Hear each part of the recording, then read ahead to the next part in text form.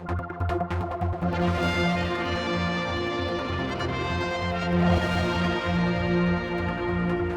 just a few days after the Isle of Man Film Festival, we're back here at the Film Arena for another short film. With me is John and Sonya. And this film is your own work, but it's not just been made and done by people on the Isle of Man, right? No, it was co-written and co-directed by Neil Mooney, who lives in Liverpool. So we set out to have a project that was split between Liverpool and the Isle of Man and take a crew from the Isle of Man over to Liverpool, and it worked really, really well. That must be fascinating. I mean, John, you worked on lots of productions on the Isle of Man. To open it up to get people from the Isle of Man over there, did it change things a bit? Yeah, well, I mean, I work quite a lot in the UK anyway, but I took quite a lot of my Isle of Man crew with me. So we took Edward Crompton, who was the editing assistant, and Georgia Quilliam, who's my loader. And we all went over, and yeah, no, it did. It was lovely, especially for like Georgia, who maybe hasn't worked in the UK before. That was really nice.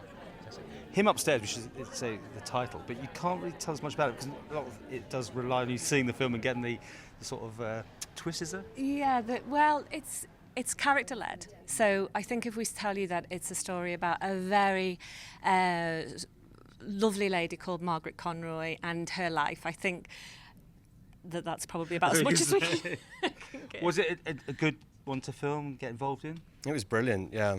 I've worked with Sonya since. Yeah, real pleasure to work with, and Neil, the other writer-director, was fantastic as well. It was a great crew from Lime Pictures as well. Now, there's a few famous faces I noticed on there here. That was impressive. How'd you get them, and who are they? Gwen Taylor is Margaret, and we were so happy to get Gwen.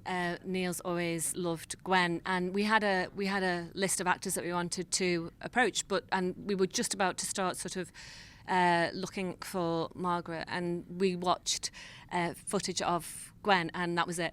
We just had to have Gwen, and luckily enough, she really liked the script, so she came on board. Ricky Tomlinson, we feel so privileged to have him because actually he doesn't have that many lines, but his character is very, very central to the story. Kieran Richardson just was so supportive from the off because he knows Neil very well. And so he was just like, he read the script and loved it and just wanted to help us out, so that was great. And the same with Michelle Butterley. So we were so lucky. And then we've got our voices outside the door as well, the actors there. We're really supportive. So it's a private screening just here today. It's going to the festivals. Will other people get a chance to see it eventually?